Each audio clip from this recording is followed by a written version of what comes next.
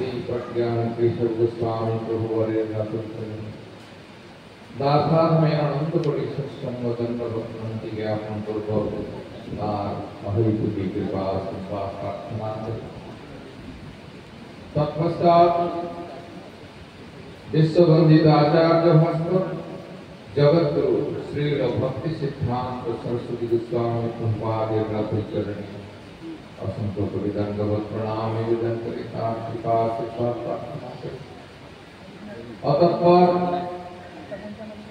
जी महापुरुष शुभ आविर्भाव तिथि उद्यापन उपलक्षे महती धर्म शोभा अनुष्ठित होती नित्य लीला प्रविष्ट विष्णुपाद श्री श्रीमद भक्ति प्रकाश पुरी गोस्वामी महाराज दंडवत प्रणाम धन्यता कृपा कृपा प्रार्थना करें एवं नित्य लीला प्रविष्ट श्री श्रीमद भक्ति जीवन आचार्य गोस्वामी महाराज कृपा दंडवत प्रणाम धन्यता कृपा प्रार्थना करें। अतःपर अन्य सकल रूपान गुरुवर्ग श्रीपाद पद्म वंदना करें। आज के महती सभा जिनी सभापतिर आसन अलंकृत करेছেন श्री गौड़ीय वैष्णव जगते जिनी प्रवीण आचार्य प्रवर ओम विष्णुपाद परिव्राजकाचार्य श्रीमद भक्ति सर्वस्व त्रिविक्रम गोस्वामी महाराज श्रीपाद पद्मदंडवत प्रणाम जानी कृपा प्रार्थना करी। अतःपर प्रधान अतिथि महोदय श्री श्रीमद भक्ति विचार भारती महाराज एवं अन्यान्य सकल विदंडी पादगण एवं सभा संचालक श्रीमद सत्य भागवत दास बाबा जी महाराज एवं सकल विदंडी सन्यासी ब्रह्मचारी वृंद एवं समवेत श्रोत्री मंडली एवं भक्तिमती मातृ मंडली आमी सकलेर उद्देश्य जानाई यथायोग्य दंडवत प्रणाम सादर कुशल अभिनंदन निताय गौर प्रेमानंद।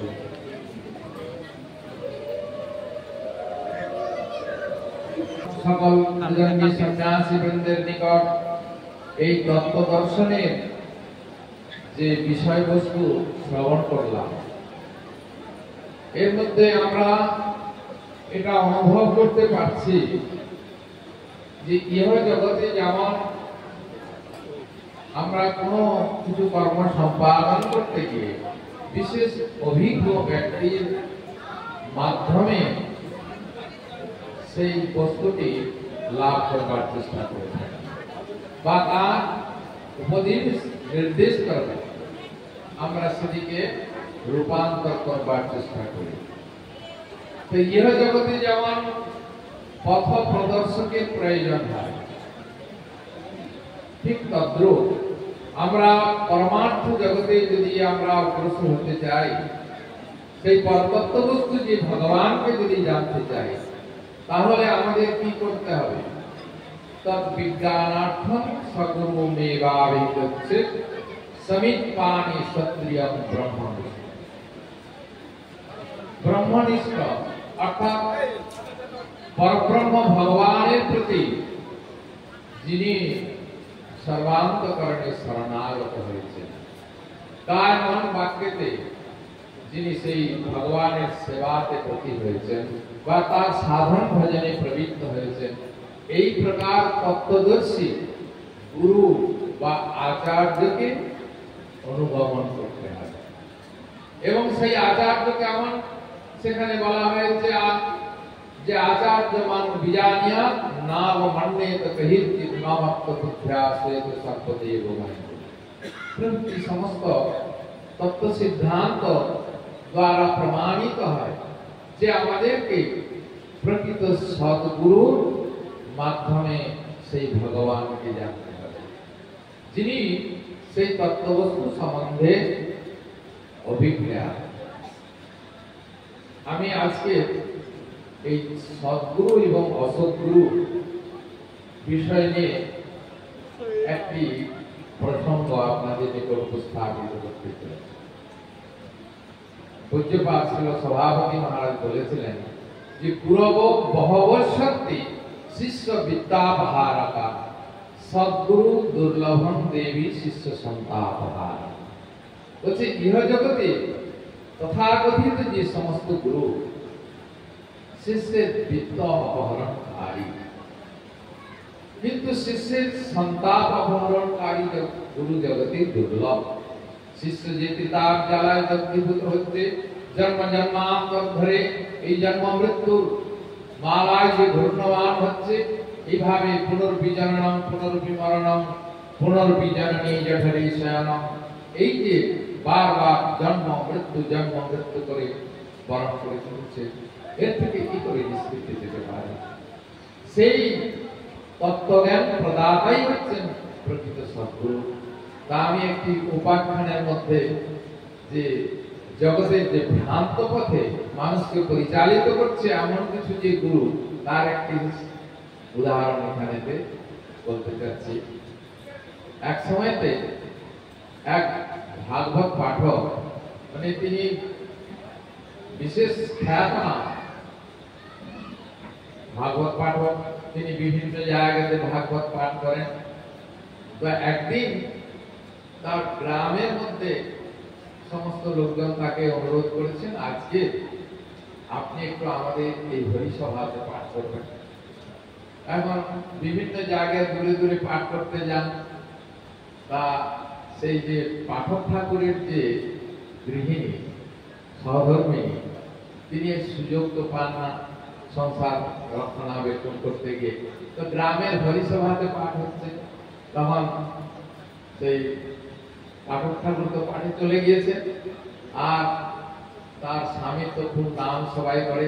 তো ও বলছে, তাহলে আজকে আমি তাড়াতাড়ি রান্না বান্নাটা করে আর একটু যাই, হ্যাঁ, ওখানে পাঠ শুনতে, উনি কি এমন পাঠ করেন। তো পাঠে গিয়েছেন। তো ওখানে উনি বলছেন যে ভগবানের ভজন করতে হলে সত্যগুণ অবলম্বন করতে হবে, আর এই রজতম গুণ সমস্ত বর্জন করতে হবে, শুদ্ধ ভাবে সাত্বিক ভাব সম্পন্ন হয়ে সাত্বিক আহার করে ভগবানের ভজন করতে হবে। তো এখন ওই কথা শুনেছেন। তো উনি ওই কথা শুনে তো পরের দিন কি করেছেন, তাহলে অন্যদিন গুরুদেব সবকিছুই সেবা করেন, মানে সব রকম কাজ চলে। তো কিন্তু সেদিন কি করেছেন, আর আমি সারি কিছু রান্না বান্না না করে আর একটু শুদ্ধ সাত্বিক শাকসবজি সমস্ত সবজি বানিয়েছেন। তারপর উনি তো সেবায় বসেছেন। তো সেবায় বসে বলছে, কি তুমি আজকে এইসব কিছুই করনি, আমার যা প্রিয় বস্তু যেগুলি সেই সমস্ত কিছু রান্না বান্না করনি, কি করেছো? কেন? তুমি তো কালকে ভাগবত পাঠ করছিলে ওখানে, তো ওখানে তো আমি শুনলাম যে সাত্বিক আহার করতে হবে, সত্য বস্তু গ্রহণ, এই সমস্ত রাজসিক তামসিক কোনো বস্তু খাওয়া যাবে না, অমেদ্য কুমেদ্য খাওয়া যাবে না, যেটা ভগবানকে নিবেদন করা যায় না, এই সমস্ত খাওয়া যাবে না। সেই জন্য তো আমি এটা করেছি। ও আরে তুমি কখন পাঠটা শুনতে গেছিলে? তুমি বাড়ির কাজ ছেড়ে দিয়ে পাঠ শুনতে চলে গেছো? আচ্ছা শোনো শোনো, ওটা আমি কেন বলেছি জানো? ওটা তো ওদের জন্য বলেছি, ওটা কি আমার জন্য বলেছি? হ্যাঁ, আর তুমি এসব জানো না। তোমাকে আমি বলে দেই যে কতগুলি সাত্বিক বস্তু আছে, কতগুলি রাজসিক তামসিক আছে। তো এই যে মাছগুলি যে আছে না, এই মাছগুলির মধ্যেও সাত্বিক রাজসিক তামসিক আছে, তাই নাকি? বলছে উনি একটা শ্লোক বানিয়ে বলে দিলেন, ইলিশা কুলিশা বাচা কবলা চিত্রফলিকা রহিতা কাতলাশ্চৈব সরইতে সাত্বিকা। বলছে এই মাছগুলো সাত্বিক মাছ, এগুলি খাওয়া যায়, জানো তো? আর চিংড়ি চুনি পুঁটি এই সমস্ত গুলো তো শুনে তো অবাক হয়ে গেছে। আর কি করে, এখন তো পাঠক ঠাকুর বলছে বাড়ির মালিক, তো তিনি এইভাবে উপদেশ করছেন। তাহলে এই যে পাঠক ঠাকুর অন্যের জন্য উপদেশ করছেন, তোমরা এটা করবে, no smoking, master master no no smoking, কোনো স্মোকিং করবে না, কিন্তু তিনি স্মোকিং করেন।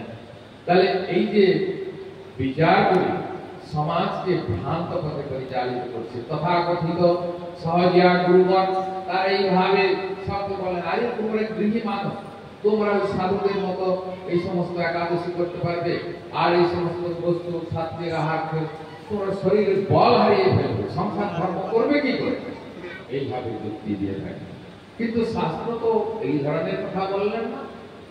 চারি বর্ণাশ্রমী যদি কৃষ্ণ নাহি ভজে, সকর্ম করিতেও রৌরবে কল্পনা। তাহলে চারটি বর্ণ এবং চারটি আশ্রমের জন্য একই কথা বলেছেন, সকলকেই ভগবানের ভজন করতে হবে এবং সদ্গুরু চরণাশ্রয় করেই ভগবানের সাধন ভজন করতে অগ্রসর হতে হবে। তা আমি আর সময় নিতে চাই না, অন্যান্য সকল বৈষ্ণবগণ রয়েছে তারা ওই কথা বলবেন। আমি আমার এখানে সংক্ষিপ্ত বক্তব্য সমাপ্ত করছি। বাঞ্ছা কল্পতরুভ্যশ্চ কৃপা সিন্ধুভ্যেব চ পতিতানাং পাবনেভ্যো বৈষ্ণবেভ্যো।